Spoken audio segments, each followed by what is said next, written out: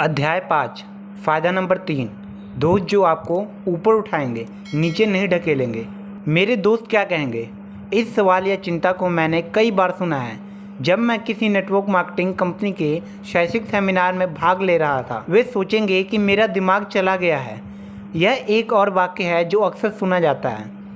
भले ही बिजनेस अवसर में उन्हें समझदारी दिखती है और वे अपने आर्थिक जीवन में परिवर्तन लाना चाहते हैं, परंतु कई लोगों के लिए सबसे बड़ी बाधा में से एक यह है कि यदि उन्होंने नेटवर्क मार्केटिंग बिजनेस शुरू किया तो उनके दोस्त, उनके परिवार वाले क्या सोचेंगे। एक शाम को एक महिला 30 अतिथियों के समूह के सामने खड़ी हुई जो नेटवर्क मार्केट के उस बिजनेस अवसर के बारे में सुनने के लिए आए थे। यह अकेली माँ हर एक को बता रही थी कि किस तरह उसके पति ने उसे छोड़ दिया था और उसने अपने दम पर अपने 4 बच्चों का पालना पड़ा। इस बहादुर युवा माँ ने समूह को बताया कि किस तरह सरकारी दान लेने के बजाय उसने अपना नेटवर्क मार्केटिंग बिजनेस शुरू किया और आज वह 1 साल में पार्ट टाइम काम करके $60,000 कमा रही है और अपने बच्चों पर फुल टाइम ध्यान दे रही है। उसने समूह को बताया कि इस बिजनेस ने उसे सुरक्षा, आशा, जीवन का नियंत्रण और सबसे महत्वपूर्ण बात यह कि अपने बच्चों के साथ बिताने के लिए समय दिया।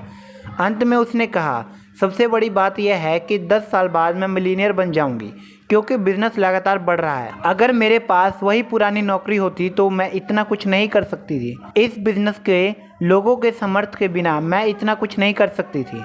उसके लिए पैसे सबसे महत्वपूर्ण चीज़ नहीं थी। इस बिजनेस ने उसे उसका जीवन वापस दिया था। वह एक बार फिर से वो सपने देख सकती थी जिन्हें देखने की उसने बरसों से हिम्मत नहीं हुई थी। सवाल और जवाब के सत्र के दौरान उसने कहा, मैं अपने बच्चों की कॉलेज की शिक्षा का खर्च उठा रही हूँ और जब मैं बूढ़ी हो जाऊँगी तो उन्हें मेरी चिंता करने की ज़रूरत नहीं होगी। मैं उन लोगों पर बोझ नहीं बनूँगी। यह कितनी बड़ी राहत है। इससे मन को बहुत शांति मिलती है। जब शाम खत्म हुई तो मैंने उस व्यक्ति को धन्यवाद दिया जो इस बिज़नेस में था और जिसने मुझे यहाँ आने का आमंत्रण दिया था। दरवाजे के बाहर निकलते समय मुझे एक युवा बिजनेस एग्जीक्यूटिव ने पूछा, जो मेरी ही तरह एक अतिथि था, आपका इस बारे में क्या ख्याल है? मुझे लगता है कि यह बहुत ही बढ़िया प्रस्तुति थी। मैंने जवाब दिया, हाँ, यह सचमुच बढ़िया थी, परंतु ये इतनी अच्छी थी कि सच नहीं हो सकती। उसने अपने ब्रीफकेस में अपनी चाबियाँ खोजते हुए कहा, आप इसमें अपना कुछ समय क्यों नहीं लगाते और ये जांच क्यों नहीं करते कि ये सच है या नहीं? मैंने सुझाव दिया, हो सकता है यह वही अवसर हो जिसकी आप तलाश में हो। नहीं, मैं ऐसा नहीं कर सकता। क्या आप जानते हैं कि ऑफिस में मेरे दोस्त क्या सोचेंगे अगर मैं उन्हें यह बताऊंगा कि मैं नेटवर्क मार्केटिंग बिजनेस शुरू कर रहा हूं? वे लोग हंसते हंसते दोहरे हो जाएंगे। आप तो जानते ही हैं लोग किस तरह के होते हैं। सिर हिलाते हुए मैं मुस्कुराया और मैंने जवाब दिया, हाँ, मैं जानता हूँ लोग किस तरह के होते हैं। वो अपनी कार में सवार हुआ, मैं अपनी कार में सवार हुआ। हम रात के अंधेरे में वहाँ से रवाना हो गए। सबसे कठिन नाम। 1976 में मेरा नायलॉन और वेफ्लो सर्फर वॉलेट बाजार में आया था। मैंने अपने 2 दोस्तों के साथ पार्ट टाइम काम करके इसे 0 से शुरू किया था, जबकि मैं जेरोक्स के लिए फुल टाइम काम कर रहा था।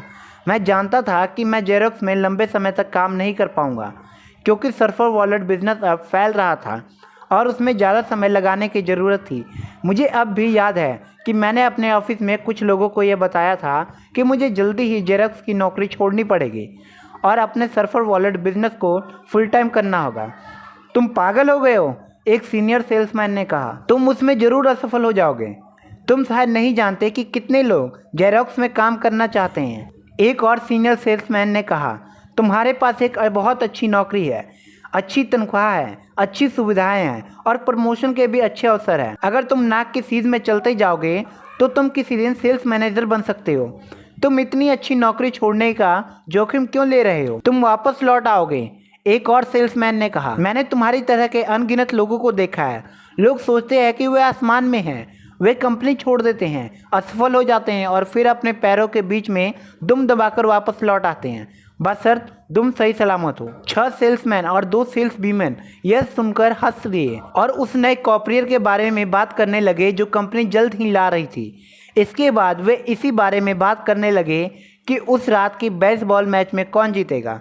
मैंने महसूस किया कि मैं अपने बिजनेस और सपनों के बारे में गलत लोगों से बात कर रहा हूँ। मुझे एहसास हुआ कि मैंने उन लोगों से बात कर रहा हूँ जो मुझे ऊपर की तरफ ढकेलने के बजाय नीचे की तरफ खींच रहे थे। बरसों बाद उस नेटवर्क मार्केटिंग के बाद जब उस युवक ने मुझे कहा, नहीं मैं ऐसा नहीं कर सकता, क्या आप जानते हैं कि ऑफिस में मेरे दोस्त मेरे बारे में क्या सोचेंगे अगर मैं उन्हें यह बताऊंगा कि नेटवर्क मार्केटिंग बिजनेस शुरू कर रहा हूँ? वे लोग हंस हंस के दोहरे हो जाएंगे। आप तो जानते ही हैं लोग किस तरह के होते हैं। मैं अच्छी तरह से जानता था कि वह किस बारे में बात कर रहा था। मेरे लिए सुरक्षित नौकरी छोड़ने और बिजनेस शुरू करने का सबसे कठिन काम इससे निपटना था कि मेरे दोस्त, मेरा परिवार और मेरे सहकर्मी क्या कहेंगे, क्या सोचेंगे। मेरे लिए यह सबसे कठिन काम था। कोऑर्डिनेट में परिवर्तन सिर्फ नौकरी में नहीं। आपने कितनी बार लोगों को इस तरह के वाक्य कहते हुए सुना है? पहला, काश मैं नौकरी छोड़ सकता। दूसरा, मैं नौकरियां बदल बदल के परेशान हो गया हूँ। तीसरा, काश मैं और ज़्यादा कमा सकता, परंतु अब मैं सब कुछ छोड़कर नई कंपनी शुरू नहीं कर सकता और मैं फिर से किसी कॉलेज में जाकर कोई नया प्रोफेशन नहीं सीखना चाहता। चौथा, हर बार जब मेरी तनख्वाह बढ़ती है तो उसका एक बड़ा हिस्सा टैक्स में चला जाता है। पाँचवा, मैं कड़ी मेहनत कर रहा हूँ परंतु मेरी मेहनत से केवल कंपनी के मालिक अमीर बन रहे हैं। 6 माह, मैं बहुत मेहनत करता हूँ परंतु मेरी माली हालत नहीं सुधर पा रही। मुझे अपनी रिटायरमेंट की चिंता होने लगी है। 7 माह, मुझे डर लगता है कि कहीं टेक्नोलॉजी या कोई कम उम्र का कर्मचारी मेरी नौकरी ना छीन ले। 8 माह, मैं इस तरह की कड़ी मेहनत आगे नहीं कर सकता, अब मेरी उम्र बढ़ती जा रही है। 9 माह, दांतों का डॉक्टर बनने के लिए मैंने डेंटल कॉलेज में एडमिशन लिया था परंतु अब मैं दांतों का डॉक्टर नहीं बने रहना चाहता। 10 माह, मैं कुछ अलग हटकर करना चाहता हूँ और नए लोगों से मिलना चाहता हूँ।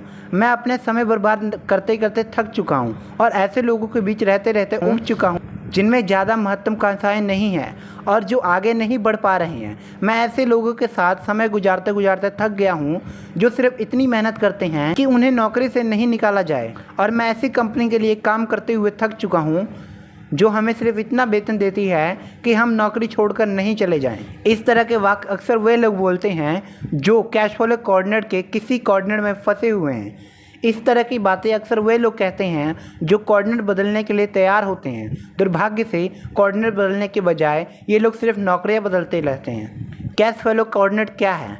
रिच डैड सीरीज में मेरी दूसरी पुस्तक rich dad cash flow coordinate है। कई लोग कहते हैं कि यह मेरी सबसे महत्वपूर्ण पुस्तक है, खास तौर पे उन लोगों के लिए जो अपने जीवन में परिवर्तन करने के लिए तैयार हैं।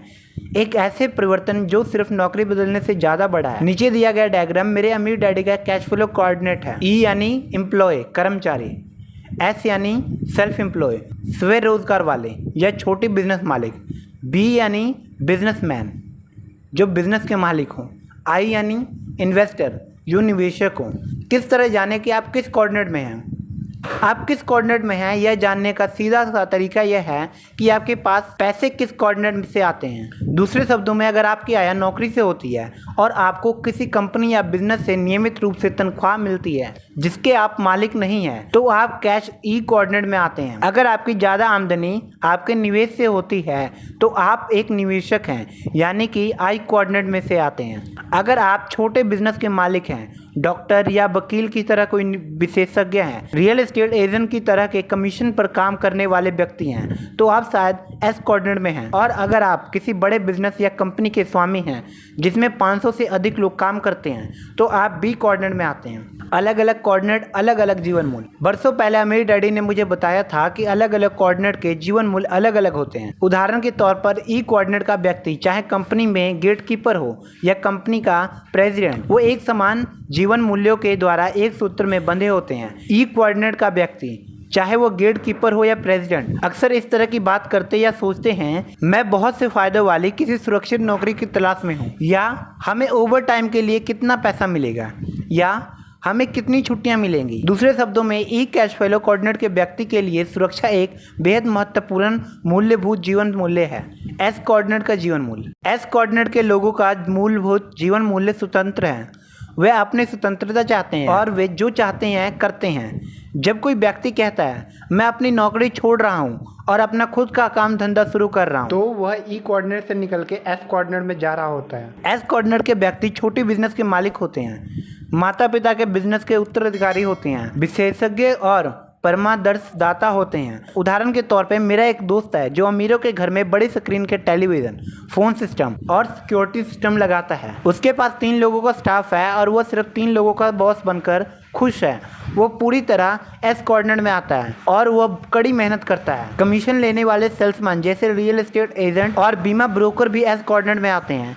एस कोऑर्डिनेट डॉक्टर, वकीलों और अकाउंटेंट जैसे प्रोफेशनल लोगों से भरा हुआ है जो किसी बड़ी मेडिकल क्लिनिक या अकाउंटेंसी फर्म के लिए काम करते हैं। आप शब्दों से एस कोऑर्डिनेट के आदमी को पहचान सकते हैं। एस कोऑर्डिनेट के व्यक्ति अक्सर ये कहेंगे, अगर आप चाहेंगे कि कोई काम ठीक तरह से हो तो उसे खुद करें, या मेरे पास सबसे अच्छा प्रोडक्ट है। अगर उनका कोई सूत्रवाक होता है तो यह है, इसे और कोई बेहतर तरीके से नहीं करता। एस कोऑर्डिनेट के मूल में स्वतंत्रता के दिखावे के पीछे अक्सर दूसरे लोगों में विश्वास का अभाव होता है। यह विश्वास कि कोई दूसरा किसी काम को उनसे बेहतर तरीके से कर सकता है। एस कोऑर्डिनेट के व्यक्तियों को पैसा अक्सर कमीशन के रूप में मिलता है या घंटे के हिसाब से मिलता है। उदाहरण के तौर पर एस कोऑर्डिनेट के व्यक्ति के मुंह से आप इस तरह के शब्द सुनते हैं, मैं आमतौर पर बेचने की कुल कीमत का 6% कमीशन लेता हूँ, या मैं हर घंटे के हिसाब से $100 लेता हूँ, या मेरी फीस लागत और उसका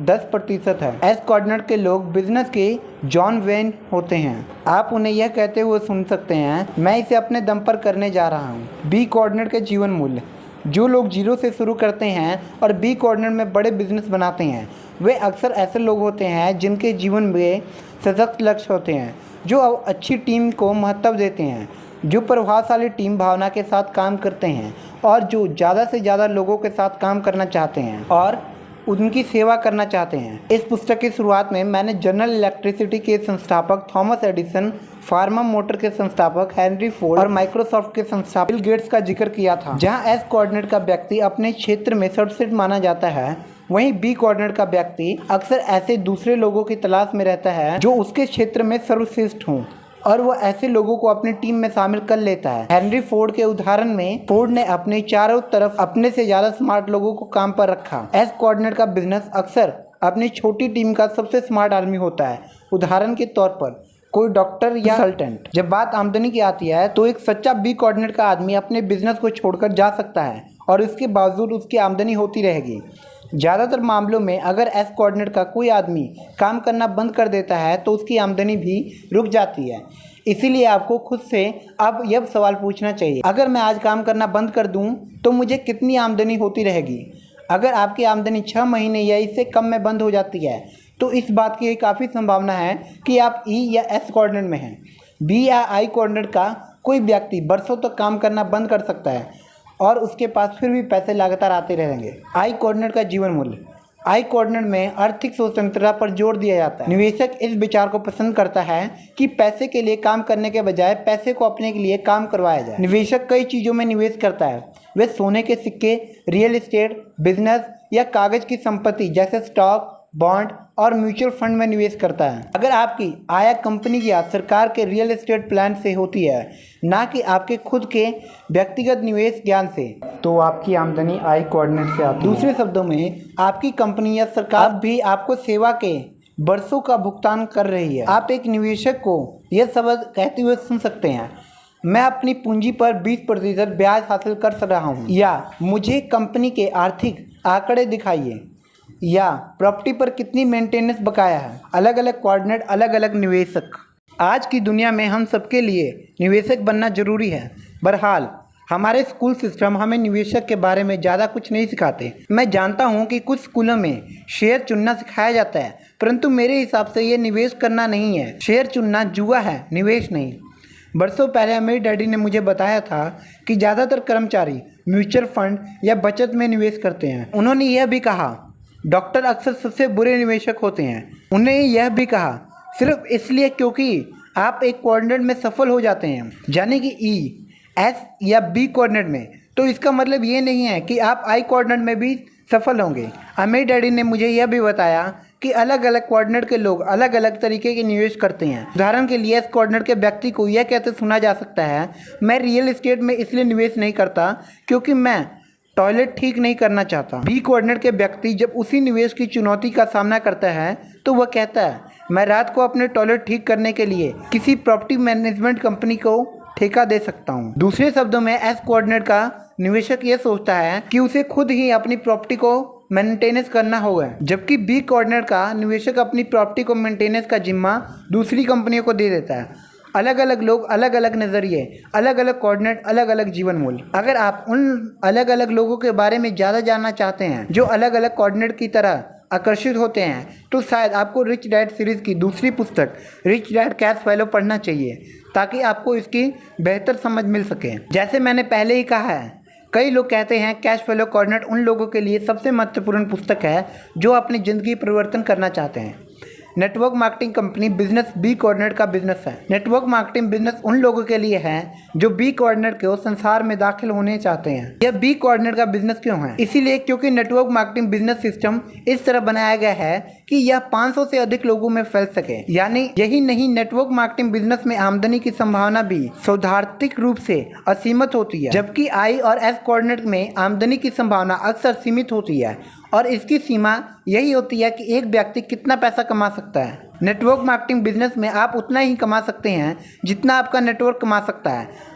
अगर आप बड़ा नेटवर्क बना लेते हैं तो आप बहुत सारा पैसा कमा सकते हैं। एक बड़ा नेटवर्क बिजनेस बनाने के बाद आपका अगला कदम होगा बी कोऑर्डिनेट से आगे बढ़कर आई कोऑर्डिनेट में जाना। कम से कम मेरे अमीर डैडी ने मुझे यह करने की सलाह दी थी और यही मैंने किया था। मेरे साथी सेल्समैन जो मेरे जेरॉक्स छोड़ने पर अपना खुद का बिजनेस शुरू करने का मजाक उड़ा रहे थे, आज भी सेल्समैन हैं। उन्होंने अपना नज़रिया कभी नहीं बदला, उन्होंने अपने मूलभूत जीवन मूल्य कभी नहीं बदले, और इसीलिए उन्हें अपने कोऑर्डिनेट कभी नहीं बदले। आज मैं जानता हूँ कि उनमें से कई अपनी नौकरी के छूटने को लेकर चिंतित है और उनमें से कुछ के पास रिटायरमेंट के लिए पर्याप्त पैसे नहीं हैं। दूसरे शब्दों में, उन्होंने ई और एस कोऑर्डिनेट में अपना बहुत ज़्यादा समय बर्बाद किया है। बड़े होकर आप क्या बनना चाहते हैं? जब मैं छोटा बच्चा था तो मेरे गरीब डैडी मुझे अक्सर कहते थे, स्कूल जाओ, अच्छे नंबर लाओ, ताकि तुम्हें कोई सुरक्षित और बढ़िया नौकरी मिल सके। वे मुझे ई कोऑर्डिनेट में भेजने के लिए तैयार कर रहे थे। मेरी माँ अक्सर कहती थी, अगर तुम अमीर बनना चाहते हो तो तुम्हें डॉक्टर या वकील बनना चाहिए। इस तरह तुम्हारे पास एक प्रोफेशन होगा जो हमेशा तुम्हारी मदद के लिए मौजूद रहेगा। वे मुझे एस कोऑर्डिनेट में भेजने के लिए तैयार कर रही थी। मेरे अमीर डैडी कहते थे, अगर तुम अमीर बनना चाहते हो तो तुम्हें अपने बिजनेस पर ध्यान देना चाहिए। अमीर डैडी ने यह सुझाव दिया कि मैं बिजनेस मालिक और निवेशक बनना सीखूं। जब मैं वियतनाम से लौटा तो मुझे ये फैसला करना था कि मैं किस डैडी की बात को मानूं। कैश फैलो कोऑर्डिनेट की तरफ देखते हुए मुझे खुद से यह सवाल करना था, मेरे लिए किस कोऑर्डिनेट में आर्थिक सफलता की सबसे ज़्यादा संभावना है। मैं ये जानता था कि मैं सारी जिंदगी कर्मचारी नहीं बने रहना चाहता था, ना ही मैं एस कोऑर्डिनेट में डॉक्टर या वकील बनने के लिए कॉलेज जाना चाहता था। मैं जानता था कि मेरे लिए सबसे अच्छा अवसर बी और आई कोऑर्डिनेट में था। मैं जानता था कि बी और आई कोऑर्डिनेट मेरे लिए, मैं किसी के आदेश का पालन नहीं करना चाहता था या सारी जिंदगी कड़ी मेहनत नहीं करना चाहता था।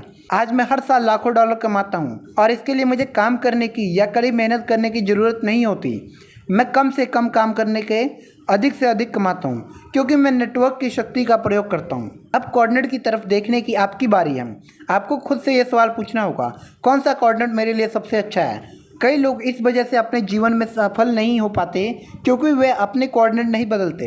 ज़्यादातर लोग सिर्फ नौकरी बदलते हैं। इसलिए आप अक्सर सुनते हैं कि लोग नौकरियां बदल रहे हैं या लोग कह रहे हैं, मैंने आदर्श नौकरी ढूंढ ली है। चाहे उन्हें आदर्श नौकरी मिल गई हो, परंतु उनके जीवन में ज़्यादा कुछ नहीं बदलता है क्योंकि उनका कोऑर्डिनेट नहीं बदलता है। कोऑर्डिनेट बदलने का अर्थ है जीवन मूल्य और दोस्तों में बदलाव। कोऑर्डिनेट बदलने का अर्थ है जीवन मूल्य और दोस्तों में बदलाव। नेटवर्क मार्केटिंग बिजनेस का एक लाभ यह है कि यह बिजनेस नए लोगों से भरा हुआ है, जिसमें से कई आपके नए और अच्छे दोस्त बन सकते हैं। मेरे लिए जरक छोड़ने का सबसे कठिन हिस्सा ई कोऑर्डिनेट में रह रहे मेरे ज़्यादा दोस्तों और परिवार थे। उनके जीवन मूल्य मेरे जीवन मूल्य से अलग थे। वे सुरक्षा और स्थायी तनख्वाह का महत्व देते थे, जबकि मैं स्वतंत्रता, आर्थिक स्वतंत्रता को महत्व देता था। अगर आप कोऑर्डिनेट बदलने के बारे में सोच रहे हैं और नेटवर्क मार्केटिंग बिजनेस शुरू करने के बारे में विचार कर रहे हैं तो आप मुझसे बहुत लाभदायक स्थिति में हैं। कम से कम नेटवर्क मार्केटिंग बिजनेस में एक ही तरह के मानसिकता वाले का बहुत बड़ा समर्थन समूह होता है, जिनके एक से मूलभूत जीवन मूल्य होते हैं। मेरे पास तो उत्साह बढ़ाने के लिए सिर्फ मेरे अमीर डैडी और उनका एक पुत्र था। बाकी हर व्यक्ति सोच रहा था कि मैं पागल हो गया था, और शायद ऐसा था भी। बहरहाल जेरॉक्स कॉर्पोरेशन में सिर्फ इसलिए रुकना पड़ा क्योंकि मुझे नौकरी की सुरक्षा और स्थायी तनख्वाह की ज़रूरत थी। मेरे लिए इतना बड़ा कारण नहीं था। कि उसके लिए का वहाँ रुका जाए। मैंने जेरेक्स में जिन दोस्तों को छोड़ा वह अभी भी बहुत अच्छे दोस्त हैं। वे हमेशा बहुत अच्छे दोस्त रहेंगे क्योंकि मेरे जीवन में परिवर्तन के दौरान वे मेरे साथ थे। बहरहाल मेरे लिए यह आगे बढ़ने का समय था। अगर यह आपके लिए आगे बढ़ने का समय है और वी कोऑर्डिनेट आपको बुला रहा है तो शायद आप नेटवर्क मार्केटिंग बिजनेस में शामिल होना चाहें और नए दोस्तों से मिलना चाहें। आपके दोस्त किस कोऑर्डिनेट में हैं? आज मेरे दोस्त चारों कोऑर्डिनेट में हैं, परंतु मेरे सबसे मूलभूत मित्र बी कोऑर्डिनेट और आई कोऑर्डिनेट में हैं। लोगों के साथ संवाद की एक बड़ी चुनौती यह है कि मैं हमेशा उनके जीवन मूल्य और उनकी कोऑर्डिनेट के बारे में सोचता रहता हूं। मैंने पाया है कि जब मैं ई कोऑर्डिनेट के किसी व्यक्ति से बिजनेस या निवेश के बारे में बात करता हूं तो वे मेरी बात को पूरी तरह से नहीं समझते या फिर वो मेरी बातों से घबरा जाते हैं। उदाहरण के तौर पर अगर मैं ई कोऑर्डिनेट के किसी व्यक्ति को कहता हूँ मैं अपना खुद का बिजनेस शुरू करना पसंद करता हूँ तो वह जवाब दे सकता है, क्या यह जोखिम भरा नहीं है? मैं सिर्फ यह कहना चाहता हूँ कि हम भिन्न मूलभूत जीवन मूल्यों के दृष्टिकोणों से चर्चा कर रहे हैं। जो मेरे लिए रोमांचक है वह किसी और के लिए डरावना है। इसीलिए ई और एस कोऑर्डिनेट के लोगों को डराने के बजाय मैं उनसे मौसम, खेल और टीवी के बारे में बात करता हूँ। कई लोग जो पहले से ही नेटवर्क मार्केटिंग बिजनेस में हैं और अपने बिजनेस को समझने के लिए मेरे rich dad cash flow coordinate का इस्तेमाल करते हैं। वे कोऑर्डिनेट को इस तरह से खींचते हैं जैसे मैंने नीचे खींच दिया है। जो व्यक्ति उस नेटवर्क मार्केटिंग बिजनेस में शामिल होने में रुचि रखता है वे उस जीवन मूल्यों में अंतर के बारे में समझते हैं। उनमें से कई यह बताते हैं कि इस डायग्राम के प्रयोग से संभावित नए बिजनेस का मालिक इसे ज़्यादा अच्छी तरह समझ जाते हैं और उसे यह ज़्यादा आरामदायी लगता है। इस तरह नया व्यक्ति जान जाता है कि वह अपने मूलभूत जीवन मूल्यों में परिवर्तन कर रहा है और वह इस बिज़नेस में यह सीखने के लिए दाखिल हो रहा है कि कर्मचारी के बजाय बिजनेस मालिक कैसे बना जाए। हालांकि सभी लोग बिजनेस शुरू नहीं कर सकते, परंतु कई लोग कोऑर्डिनेट के प्रयोग की सराहना करेंगे जो उनके जीवन मूल्यों को स्पष्ट करता है और उन्हें अपनी मानसिकता बनाने का समय देता है, बजाय इसके कि बिजनेस शुरू करने के लिए उन पर सेल्स दबाव बनाया जाए। अगर आप कोऑर्डिनेट की तरफ देखने का समय निकालें और इसके लाभ और हानियों की ओर तो मैं समझता हूं कि आप जान जाएंगे कि एक कोऑर्डिनेट से बदल कर दूसरे कोऑर्डिनेट में पहुंचना सिर्फ मानसिकता बदलाव से अधिक है। दरअसल यह मूलभूत जीवन मूल्यों का परिवर्तन है और जीवन मूल्यों को बदलने में अक्सर समय लगता है। एक कोऑर्डिनेट से दूसरे कोऑर्डिनेट में परिवर्तन मूलभूत जीवन मूल्यों का परिवर्तन है। मेरा विश्वास है कि नेटवर्क मार्केटिंग को समझना इस कारण इतना कठिन है क्योंकि बी कोऑर्डिनेट में बहुत कम लोग सफल हो पाते हैं। अधिकतर लोग स्कूलों और पारिवारिक जीवन मूल्यों के कारण या तो ई या फिर एस कोऑर्डिनेट में हैं। दरअसल मेरे अनुमान है कि 80% जनसंख्या ई में या एस कोऑर्डिनेट में है। लगभग 15% लोग आई कोऑर्डिनेट में हैं कि बी कोऑर्डिनेट में सिर्फ 5% से भी कम लोग हैं। दूसरे शब्दों में इस धरती पर थॉमस एडिसन और बिल गेट जैसे लोग बहुत कम हैं। कई प्रसिद्ध सीईओ भी आई कोऑर्डिनेट में हैं, बी कोऑर्डिनेट में नहीं। उदाहरण के लिए जनरल इलेक्ट्रिक के प्रसिद्ध भूतपूर्व CEO Jack Welch General Electric के कर्मचारी ही थे। यह मानना कि वे अद्भुत लीडर थे, परंतु बिजनेस का मालिक जाई या संस्थापक स्कूल में असफल होकर निकलता है जिसका नाम थॉमस एडिसन था। एडिसन इतने भविष्य दृष्टा थे और उनमें इतनी ऊर्जा थी कि वे कुछ नहीं से अपने बिजनेस को शुरू किया और इसे बुलंदियों तक ले गए। मैं अपने पहले कही हुई बात को दोहरा दूं, बहुत कम लोग सच्चे बी कोऑर्डिनेट लीडर के आसपास होते हैं। इसीलिए जब लोग किसी नेटवर्क मार्केटिंग बिजनेस लीडर में बिजनेस अवसर के बारे में सुनते हैं तो वे अक्सर समझ ही नहीं पाते कि वे कितने बड़े अवसर को देख रहे हैं। अपनी ज़्यादातर जिंदगी ई और एस कोऑर्डिनेट के आसपास रहने के कारण उनमें इतना बड़ा सोचने की आदत नहीं होती। इसीलिए कई लोग उस अवसर के सच्चे आकार को देखने में असफल हो जाते हैं जो उन्हें दिखाया जा रहा है। मैं इतना खुशनसीब था कि मेरे अमीर डैडी ने बचपन में ही मेरे मस्तिष्क में बी कोऑर्डिनेट के बिजनेस की शक्ति के विचार भर दिए।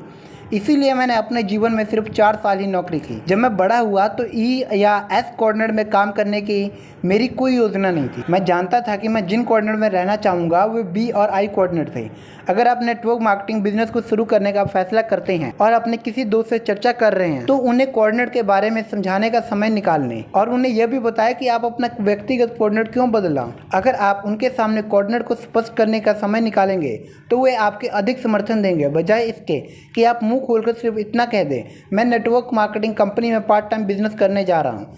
जैसा मैंने कहा है, इस बिजनेस को समझना इतना मुश्किल इसलिए होता है क्योंकि बहुत कम लोग बी कोऑर्डिनेट के किसी व्यक्ति को जानते हैं। अधिकतर लोगों के आसपास सिर्फ ई और एस कोऑर्डिनेट के मित्र होते हैं और परिवार होते हैं। इसलिए धैर्य रखें और जीवन के बारे में अपने नए दृष्टिकोण को समझने के लिए कोऑर्डिनेट का प्रयोग करें।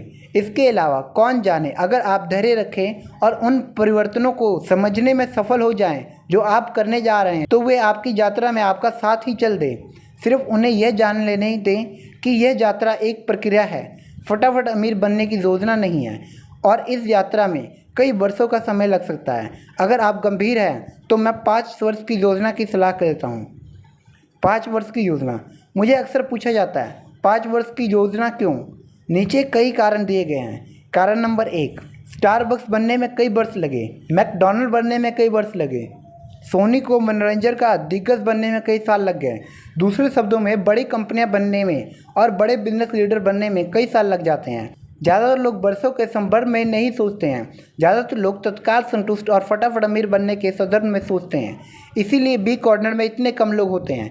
ज़्यादातर लोग पैसा चाहते हैं परंतु अपने समय का निवेश नहीं करना चाहते। जैसे पहले बताया जा चुका है, सीखना एक शारीरिक प्रक्रिया है और कई बार शारीरिक ज्ञान हासिल करने में मस्तिष्क ज्ञान हासिल करने का ज़्यादा समय लगता है। उदाहरण के तौर पर आप साइकिल चलाने सीखने का फैसला कर सकते हैं परंतु आपको शारीरिक रूप से साइकिल चलाना सीखने में ज़्यादा समय लगेगा और मानसिक रूप में फैसला करने में कम समय लगेगा।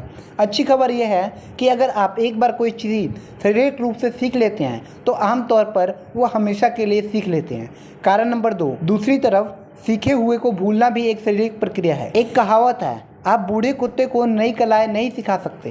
सौभाग्य से हम लोग कुत्ते नहीं हैं, आदमी हैं। हालांकि इस विचार में कुछ सच्चाई तो है कि हमारी उम्र जितनी ज़्यादा होती है, कई बार हमारे लिए अपने वर्षों तक सीखे हुए ज्ञान को मिटाना या भुलाना उतना ही मुश्किल हो जाता है। ई और एस कोऑर्डिनेट में ज़्यादातर लोगों के आराम से रहने का एक कारण यह भी होता है क्योंकि वे वहाँ आराम और सुरक्षित स्थिति में रहते हैं। आखिर उन्हें वर्षों तक सीखा है कि वहाँ कैसे रहा जाए। इसी कारण कई लोग वहाँ लौट जाते हैं क्योंकि वह आरामदेह स्थिति है। हालांकि लंबे समय में यह आरामदेह स्थिति उनके लिए अच्छी नहीं होती। सीखना और भूलना दोनों के लिए पर्याप्त समय दें। कई लोगों के लिए कोऑर्डिनेट के बाईं तरफ से दाहिनी तरफ में परिवर्तन में सबसे ज़्यादा मुश्किल इसी बात से आती है क्योंकि उन्होंने ई या एस कोऑर्डिनेट का अपना नज़रिया भूलना होता है। एक बार आप अपने सीखे हुए को भुला देते हैं तो मैं समझता हूँ कि यह परिवर्तन ज़्यादा तेज़ी से और आसानी से हो जाएगा। कारण नंबर 3, सभी कैटरपिलर्स तितलियाँ बनने से पहले एक कोकून बना लेती हैं। फ्लैट स्कूल मेरा कोकून था। मैं एक कॉलेज ग्रेजुएट के रूप में फ्लैट स्कूल में घुसा था और फ्लैट स्कूल से बाहर निकलते समय मैं एक पायलट बन चुका था जो वियतनाम जाने के लिए तैयार था। अगर मैं किसी सिविलियन फ्लैट स्कूल में गया होता तो मुझे संदेह है कि मैं कभी युद्ध पर जाने के लिए तैयार होता। हालांकि मैं तब भी पायलट ही होता। मिलिट्री पायलट के रूप में हमें जो सीखा था वो उससे अलग था जो सिविलियन पायलट के रूप में सिखाया जाता है। हमारी योग्यताएं अलग अलग थी, परीक्षण की गहराई अलग अलग थी और प्रशिक्षक के अंतर में युद्ध पर जाने की हकीकत भी अलग अलग कर देती है। फ्लोरिडा के मूलभूत फ्लाइट स्कूल को पूरा करने में मुझे लगभग 2 साल का समय लगा। मैं पायलट बन गया था और इसके बाद मुझे कैलिफोर्निया के कैंप पेडलेटन में उच्च फ्लाइट प्रशिक्षण के लिए भेजा गया। वहाँ हमने उड़ने से ज़्यादा लड़ने की प्रशिक्षण दी गई। मैं आपको विस्तार में बताकर बोर नहीं करूँगा परंतु कैंप पेडलेटन के प्रशिक्षण की गहराई बहुत ज़्यादा थी। अब जब हमने फ्लाइट स्कूल की प्रशिक्षण ले लिया था और हम पायलट बन गए थे तो हमारे पास वियतनाम जाने की तैयारी के लिए 1 साल का समय था।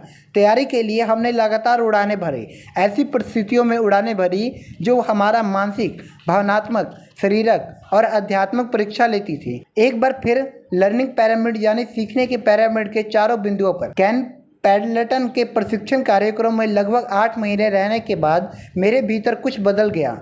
एक प्रशिक्षक उड़ान के दौरान मैं अंततः एक ऐसे पायलट बन गया जो युद्ध पर जाने के लिए तैयार था। उस समय तक मैं मानसिक, भावनात्मक और शारीरिक रूप से उड़ान भर रहा था। कई लोग इसे यांत्रिक रूप से उड़ान भरना भी कह सकते हैं परंतु एक प्रशिक्षक मिशन में मैं आध्यात्मिक रूप से बदल गया। मिशन इतना बड़ा और डरावना था कि अचानक मेरी सारी शंकाएं और मेरे सारे डर गायब हो गए और मेरी मानवीय आत्मा जागृत हो गई। उड़ान भरना मेरे जीवन का हिस्सा बन गया। मैं हवाई जहाज़ को अंदर घरेलू और शांतिदायक माहौल अनुभव करने लगा। हवाई जहाज़ मेरा हिस्सा बन गया था। अब मैं वियतनाम जाने के लिए तैयार था। ऐसा नहीं था कि मुझे डर लगता था क्योंकि मैं डरता तो था। अब भी युद्ध पर जाने के बारे में सोचकर मुझे डर लगता था। मौत का डर या इससे बुरा विकलांग हो जाने का डर अब भी मौजूद था। फ़र्क यह था कि अब मैं युद्ध पर जाने के लिए तैयार था। मेरी आत्मविश्वास मेरे डर से ज़्यादा था। इसी तरह की ज़िंदगी बदलने वाली शिक्षा मुझे कई नेटवर्क मार्केटिंग कंपनियों में दिखने को मिलती। बिजनेसमैन और निवेशक बनने की मेरी प्रक्रिया भी लगभग वैसी ही थी जैसी युद्ध पर जाने वाले पायलट बनने समय थी। बिजनेस में मैं 2 बार असफल हुआ। तब कहीं जाकर मुझे वह भाव जागी, वह भावना जिसे बिजनेस की समझ कहते हैं। इसी भावना के कारण मैं हमेशा बी और आई पहलुओं की तरफ रहता हूँ। चाहे मेरी राह में कितनी भी कठिनाई आई, मैं ई तथा एस पहलुओं के आरामदायक और सुरक्षा के जाल में फंसने के बचा रहा हूँ और बी तथा आई पहलुओं की तरफ बना रहा हूँ। मैं तो यह कहूँगा कि बी कोऑर्डिनेट में आरामदेह स्थिति में रहने का विश्वास हासिल करने में मुझे 15 वर्ष का समय लगा। मैं अब भी 5 साल की योजना बनाता हूँ। मैं जब भी कोई नई चीज़ सीखने का फैसला करता हूँ, उदाहरण के तौर पर रियल एस्टेट में निवेश, तो मैं उस प्रक्रिया को सीखने के लिए खुद को 5 साल का समय देता हूँ। जब मैं ये सीखना चाहता रहा था कि स्टॉक मार्केट में निवेश कैसे किया जाए, उस वक्त मैंने खुद को सीखने के लिए 5 साल का समय दिया था। कई लोग एक बार निवेश करते हैं, कुछ डॉलर गंवा देते हैं और फिर निवेश करना छोड़ देते हैं। वे पहली गलती करने के बाद हार मान लेते हैं। इसी कारण सीखने में असफल रहते हैं और कुछ भी नया नहीं सीख पाते। मेरे अमीर डैडी कहा करते थे, सच्चा विजेता जानता है कि हारना जीतने की प्रक्रिया का एक हिस्सा है।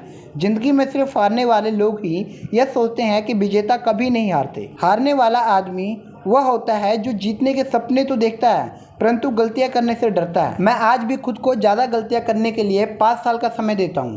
मैं ऐसा इसलिए करता हूं क्योंकि मैं जानता हूं कि 5 साल में मैं जितनी ज़्यादा गलतियां करूंगा और अपनी गलतियों से जितना ज़्यादा सीखूंगा, 5 साल बाद मैं उतना ही ज़्यादा स्मार्ट बन जाऊंगा। अगर मैं 5 साल तक कोई गलती नहीं करूंगा तो मैं 5 साल बाद भी उतना ही स्मार्ट रहूंगा जितना आज हूं। मैं केवल 5 साल ज़्यादा बूढ़ा हो जाऊंगा। बी और आई कोऑर्डिनेट की मेरी यात्रा कभी ख़त्म नहीं हुई थी। व्यक्तिगत रूप से मैं कई वर्षों से यह यात्रा कर रहा हूँ और मुझे अब भी बहुत कुछ सीखना है। शायद ये यात्रा जीवन भर चले। अच्छी चीज़ यह है कि मैं जितना ज़्यादा सीखता हूँ, मैं उतना ज़्यादा कमाता हूँ और मुझे उतना ही कम काम करना पड़ता है। अगर आप या आपके दोस्त सोचते हैं कि आप नेटवर्क मार्केटिंग बिजनेस शुरू कर सकते हैं और आप तत्काल पैसा कमाने की उम्मीद लगाए हुए हैं, तो आप अभी भी आई या एस कोऑर्डिनेट के लोगों की तरह सोच रहे हैं। आई और एस कोऑर्डिनेट के लोग अक्सर फटाफट अमीर बनने वाली स्कीमों को या धोखेबाज कंपनियों के चक्कर में फंस जाते हैं। अगर आप अपनी यात्रा शुरू करने के बारे में गंभीर हैं तो मैं आपको कम से कम 5 साल से तक सीखने, बढ़ने और अपने मूलभूत जीवन मूल्य बदलने और नए दोस्तों से मिलने की सलाह दूंगा। मेरे लिए ये परिवर्तन सिर्फ थोड़े अंतरिक्ष धन से ज़्यादा महत्वपूर्ण है। संक्षेप में नेटवर्क मार्केटिंग बिजनेस का लाभ यह है कि यह बिजनेस ना सिर्फ बहुत बढ़िया बिजनेस शिक्षा देती है, बल्कि यह बिजनेस अक्सर दोस्तों का एक नया संसार देता है। ऐसे दोस्त जो उसी दिशा में जा रहे हैं जिस दिशा में आप जा रहे हैं और जिसके वही मूलभूत जीवन मूल्य हैं जो आपके हैं।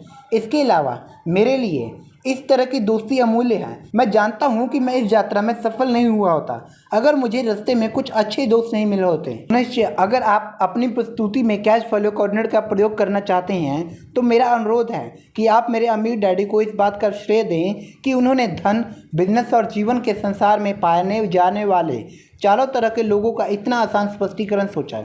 वर्षों पहले मेरे अमीर डैडी के कोऑर्डिनेट ने मुझे उस दुनिया की राह दिखाई थी जिसके अस्तित्व के बारे में मेरे गरीब डैडी पूरी तरह से अनजान थे। मुझे आशा है कि कोऑर्डिनेट आपके लिए भी यही करेगा। आप, आपके दोस्त और आपका परिवार किन कोऑर्डिनेट में हैं? अगले अध्याय को पढ़ने से पहले आप 1 मिनट ठहरें, इस बात की जांच कर लें कि आपके करीबी लोग किन कोऑर्डिनेट में आते हैं। दोस्तों, इस पेज का फोटो मैंने लगा दिया है, थोड़ा जूम करके लगा दिया है। आप वीडियो को रोक के देख लीजिए कि आपके परिवार के करीबी लोग किस कोऑर्डिनेट में आते हैं और आप अपने पेज पे भी ड्रॉ कर सकते हैं इसको। अगला फ़ायदा, अगले अध्ययन में दोस्तों का नेटवर्क बनाने का फ़ायदा दिया गया है। दोस्त जो बिजनेस मालिक बनने जाते हैं। उम्मीद है दोस्तों आपको चैप्टर पसंद आया होगा। अगर चैप्टर पसंद आया है तो वीडियो को लाइक कर दें, चैनल को सब्सक्राइब कर दें और कमेंट में ज़रूर बताएं कि आपको कौन सा पार्ट सबसे बढ़िया लगा। और हाँ दोस्तों, आप इसे अपने चाहने वाले, अपने जानकार और अपने टीम में के साथ ज़रूर शेयर करें ताकि वो भी इस चैप्टर को सुन पाएँ और आगे बढ़ पाएँ। और इसे आप उन लोगों के साथ ज़रूर शेयर करना जिन्हें आप सचमुच प्यार करते हैं और जिनका तरक्की आप देखना चाहते हैं। हम मिलते हैं अगली वीडियो में।